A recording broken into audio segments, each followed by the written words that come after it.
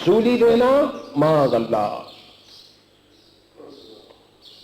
किसी चीज के ऊपर बिठा दिया जाता है, सूली जब दी जाती है तो मुझे सबके सामने मुझे खजूर के ऊपर के हिस्से पर तू मुझे सूली दे दे और मुझे एक तीर मार, और तीर इस तरह से मार कि तीर मारते हुए तू अपने मुंह से कह क्या कि बिस्मिल्लाह रब्बिल गुलाम,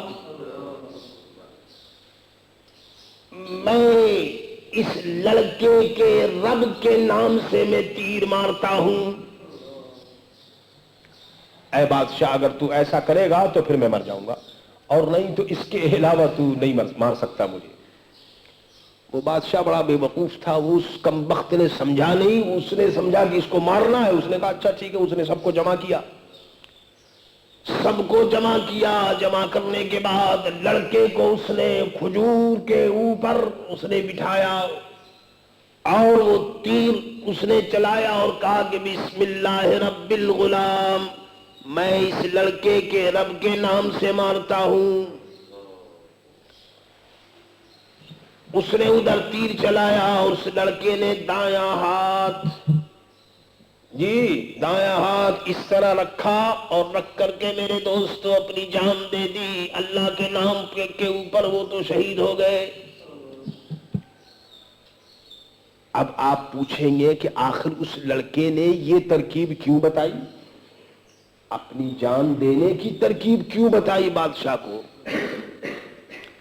उधर मेरे दोस्तों लड़के ने इस तरह से जान दे दी और उधर वो जितने लाखों आदमी जो जमा हुए थे, ये सीन देख करके सबके सब मोमिन हो गए।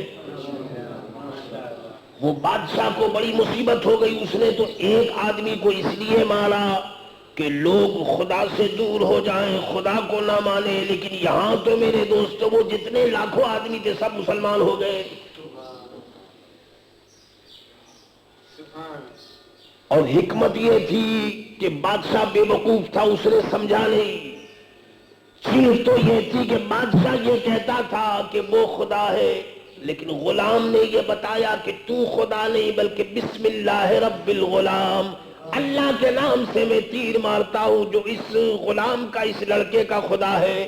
तो अल्लाह के नाम का उस लड़के ने वहां इजहार करा दिया और वो सबके सब मुसलमान हो गए। अल्लाह अकबर। अब और भी परेशानी होगी, बताइए। वो एक मुसलमान हुआ था तो उसके लिए ये तरकीब की जा रही थी, अब तो लाखों मुसलमान हो गए। तो बादशाह मेरे दोस्त तो बहुत गुस्सा हुआ और निहायत प्यारी ये कुतिला अस्हाबुल उखदूद, खाई वालों पर लानत हो, यानी खाई कहते हैं उस जगह को जिसके नीचे आग जलाई जाती है, आग, और आग के ऊपर जो कॉर्नर की जगह होती है किनारा, उसको खाई कहते हैं। तो अब बादशाह ने कहा कि भाई अजब मुश्किल है कि एक की वजह से ये सब के सब मुसलमान हो गए, अब क्या करना चाहिए। बादशाह गुस्सा हुआ और उसने कहा कि खंदक खोदो, बड़ा बड़ा गहरा जमीन खोद करके और उसके अंदर आग जलाओ। अल्लाह। और उसने हुक्म दिया कि जो इस्लाम ना छोड़े उसे इस भड़कती हुई आग में डाल दो। मुसलमानों, आज हम लोग समझते हैं कि जी हम बड़े बहादुर हैं, ये है वो है। क्या हम बहादुर हैं? बैठे बिठाए हमें इस्लाम मिल गया है, क्या है? देख लीजिए, जरा सा आज एक रोटी आदमी को ना मिले तो वो मालूम नहीं क्या क्या नाशुक्री की बातें करना शुरू कर देता है। ये हमें रोटी नहीं मिलती, खाना नहीं मिलता, बताइए। बल्कि मेरे दोस्तों वक्त आ गया है कि रोटी और खाने के लिए लोग ईमान को छोड़ रहे हैं, पैसे के लिए ईमान को छोड़ रहे हैं। ईमान जो है वो आज गरीब लोगों में और सीधे साधे लोगों में ईमान है, लेकिन जो बहुत ऊंचे किस्म के लोग हैं, रात दिन पैसों में खेलते हैं, वहां सब कुछ है मगर ईमान बड़ा मुश्किल से मिलेगा। ये देख लीजिए आप। बादशाह ने कहा कि जो ईमान, जो इस्लाम का इनकार نہ کہو اس کو اس آگ کے اندر ڈال دو. وہ لوگ بھی ایسے تھے کہ وہ آگ ان کو ایک ایک کر کے وہ پکڑ پکڑ کے آگ میں ڈال دیتے تھے اور لوگ آنکھوں سے دیکھتے تھے، لیکن اسلام اور ایمان کو کوئی نہیں چھوڑتا تھا. بتاؤ مسلمانوں، اگر آج خدا نہ کرے اگر ایسا وقت آ جائے تو ہے ہم میں ہمت کسی کو کہ ایمان کے لیے اور آگ میں سب چلے جائیں گے؟ ہوں گے ایسے بھی اللہ کے بندے ہوں گے، لیکن بہت کم.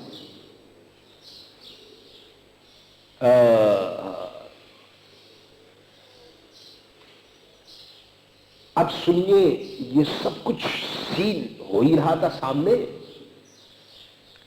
ایک عورت آئی بیچاری، اس سے پوچھا گیا کہ بتا تو اسلام کا انکار کرتی؟ اس نے کہا جی میں تو انکار نہیں کرتی. انہوں نے کہا اچھا تو اگر تو انکار نہیں کرے گی تو تجھے بھی آگ میں ڈال دیا جائے گا، اور یہ جو تیری گود میں ایک بچہ ہے اس کو بھی آگ میں ڈال دیا جائے گا. ماں تھی بیچاری، وہ پریشان ہو گئی. اس نے کہا کہ اگر میں انکار اگر نہیں کروں گی تو یہ میرا بچہ جو ہے کہیں اس کو بھی ڈال دیں گے آگ کے اندر. تو وہ ذرا ڈری، جیسے اس نے وہ ڈری ویسے ہی اس دودھ پیتے بچے نے آواز دی کہ اے اماں خبردار خبردار، تیرا پاؤں حق سے نہ ہٹے. اے میری ماں تو حق کے اوپر ہے. اے میری ماں جس کو تو آگ سمجھ رہی ہے، میری ماں یہ آگ نہیں ہے بلکہ تو یہ تو خدا کی جانب سے نور ہے. وہ جو آگ میں جاتے ہیں وہ آگ میں نہیں جاتے، وہ تو نور میں چلے جاتے ہیں. یہ تو سب امتحان ہے. اللہ اکبر، چھوٹا بچہ، دودھ پیتا بچہ، وہ تو بول ہی نہیں سکتا مگر خدا کی قدرت سے اس نے بولنا شروع کر دیا. چنانچہ پھر اس آگ کا شعلہ میرے دوست بھڑکا اور اس بادشاہ نے اور اس کے تو پھر کیا ہوا سنیے.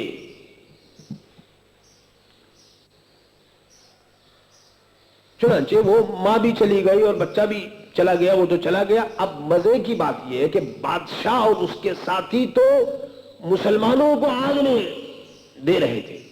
خدا کی قدرت دیکھیے کہ ایک مرتبہ آگ جوش میں آیا. تو آگ جب جوش میں آتی ہے تو اس کا شعلہ اوپر کو نکلتا ہے. وہ اتنے زور کا شعلہ اوپر نکلا اور آگ اتنے زور کی اوپر آئی کہ اس کی وجہ سے میرے دوستوں بادشاہ کو بھی اس نے جلا دیا اور اس کے تمام ساتھیوں کو بھی جلا دیا. وہ جو دوسروں کو جلانے کے لیے بیٹھے تھے، آگ نے سب کو اپنے اس کے اندر لیا اور سب کو جلا کر ختم کر دیا.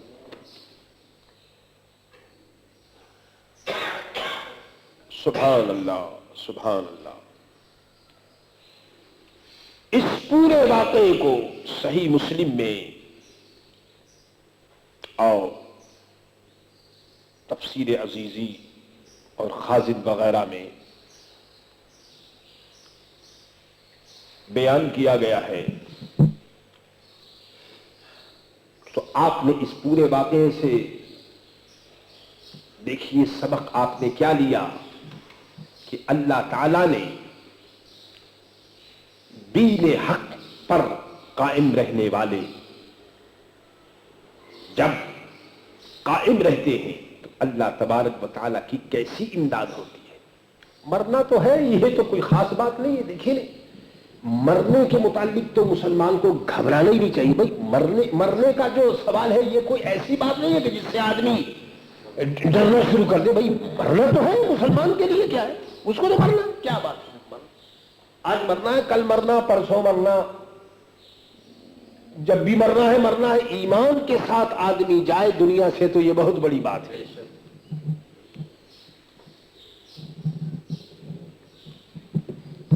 اس واقعے سے نتیجہ کیا نکلا کہ ولی کی کرامت جو ہے وہ برحق ہے.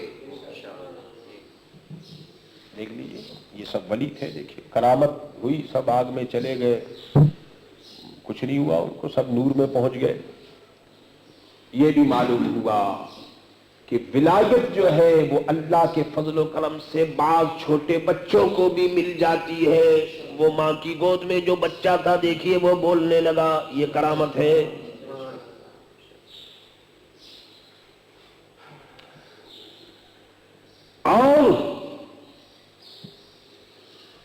یہ بھی میرے دوستو یاد رکھیے کہ حضرت عیسیٰ علیہ السلام کی والدہ حضرت مریم جو ہے وہ مادرزاد ولیہ تھی، پیدا ہوتے ہی وہ ولیہ ہو گئیں، پہلے ہی سے وہ ولیہ تھیں۔ اور یہ بھی معلوم ہوا کہ بزرگوں کی صحبت کا اثر میرے دوستو عبادت سے زیادہ ہوتا ہے، بزرگوں کی صحبت کا فیض عبادت سے زیادہ ہوتا ہے۔ وہ لڑکا تو میرے دوستو وہ تو جادو سیکھنے کے لیے اس کو بھیجا گیا تھا، لیکن یہ بیچ میں ہی وہ راہب مل گیا اور اس سے گویا وہ خود اللہ کا ولی ہو گیا۔ اور یاد رکھو ولی کون ہے، تو فرمایا کہ ولی وہ ہے جو دین کی حقانیت کی دلیل بن جائے، ولی وہ ہے جس کا دین حق کی دلیل ہو، وہ ولی ہے۔ دین کے نام پر میرے دوستو اگر حق ہو تو وہ ولی ہے۔ ایک مرتبہ ایک ہندوستان میں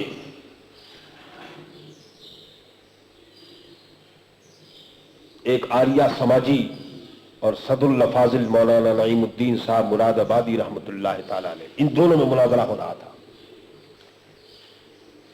اللہ آپ لوگوں کو بچائے، یہ وقت بھی ہندوستان میں گزرا ہے اور آج کل بھی وہ آریہ سماج والے وہ تمام مسلمانوں کو وہ شدھی کرتے ہیں اور وہ اپنے مذہب میں لے آتے ہیں۔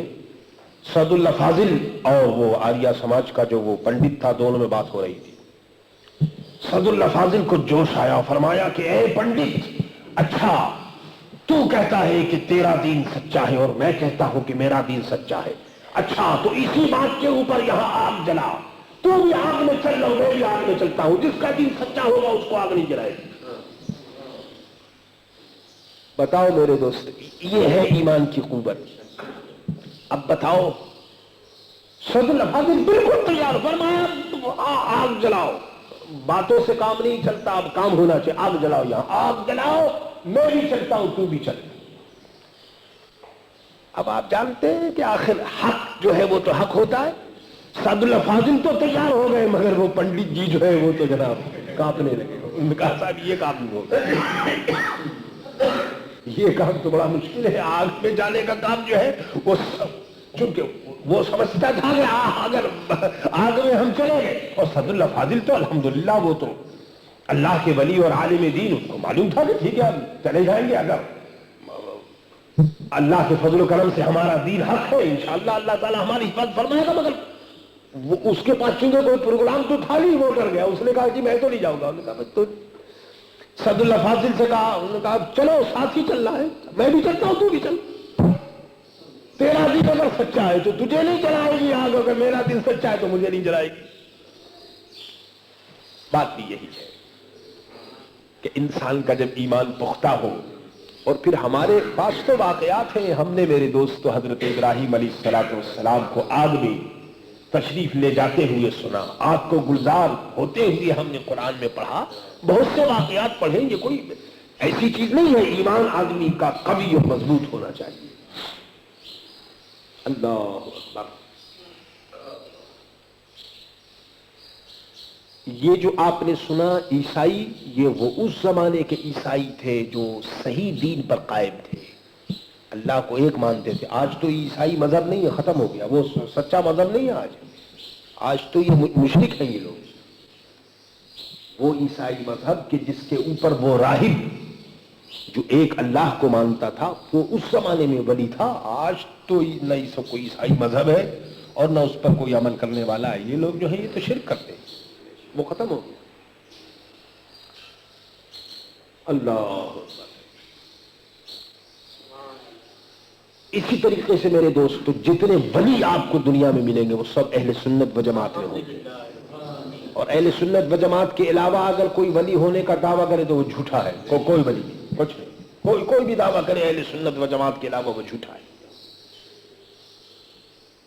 لوگوں کا ایمان لینے کے لیے، لوگوں کو بہکانے کے لیے قرآن شریف بھی لوگ پڑھتے ہیں، حدیث بھی پڑھتے ہیں، درود شریف بھی پڑھتے ہیں، جی سلام بھی پڑھ لیتے ہیں، اور ہمارے بھولے بھالے سنی خوش ہو جاتے ہیں کہ سبحان اللہ یہ تو بہت بڑا آدمی ہے۔ میاں ایسی چیزوں پر خوش مت ہوا کرو،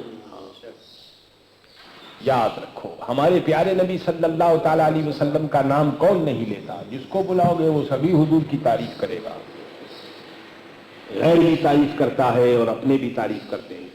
اللہ، اور یہ بھی اس آیت کریمہ سے ثابت ہوا کہ تقیہ جو ہے ہمارے یہاں، یعنی حق کو چھپانا، یہ ہمارے یہاں جائز نہیں، تقیہ نہیں کرنا ہے۔ سیدھی سادی بات کرو، بات بیان کر دو، تقیہ کرنا کے کیا مطلب ہے؟ الحمدللہ رب العالمین، قرآن عظیم اسی واقعے کو ارشاد فرما رہا ہے کہ قتل اصحاب الاخدود النار ذات الوقود، کھائی والوں پر لعنت ہو، اس بھڑکتی آگ والے جب وہ اس کے کناروں پر بیٹھے تھے۔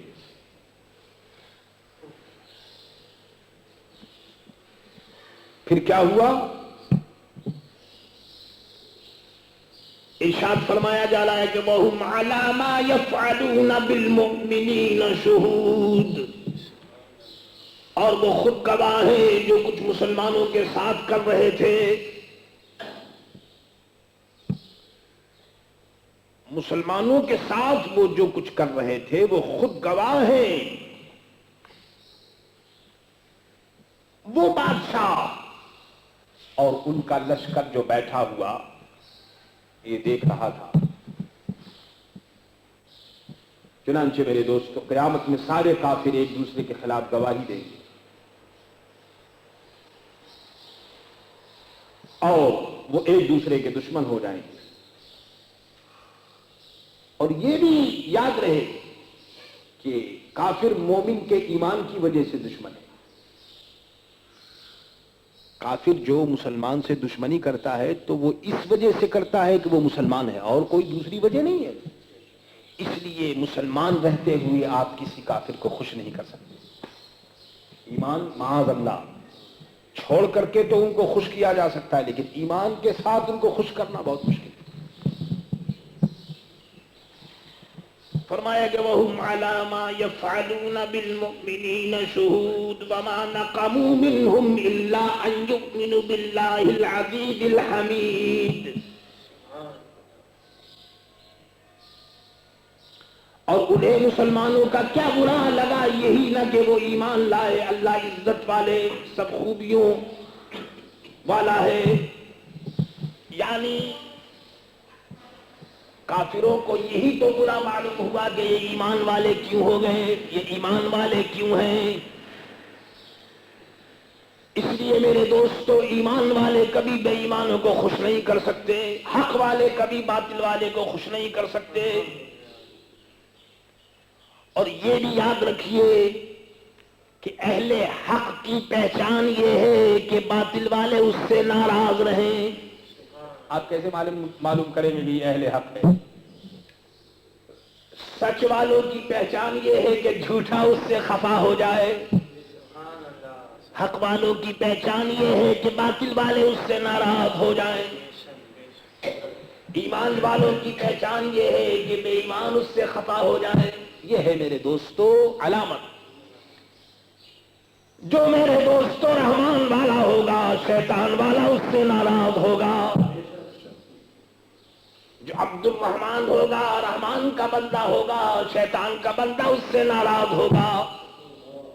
یہ دنیا کی پرانی ریت ہے اور پرانا طریقہ ہے، اور الحمدللہ رب العالمین آج بھی یہ تمام چیزیں دیکھنے میں آتی ہیں۔ اللہ سے دعا کیجئے کہ اللہ تعالیٰ اس آیت مقدسہ میں جو واقعہ بیان کیا گیا، اللہ تعالیٰ ان بزرگوں کے اور یہ جو شہداء ان کے صدقے اللہ تعالیٰ ہمیں بھی دین حق اور دین اسلام پر قائم رکھے اور خاتمہ بالخیر فرمائے۔ ربنا لا تزغ قلوبنا بعد إذ هديتنا وهب لنا من لدنك رحمة إنك أنت الوهاب۔ قال الله تبارك وتعالى في شان حبيبه إن الله وملائكته يصلون على النبي يا أيها الذين آمنوا صلوا عليه وسلموا تسليما۔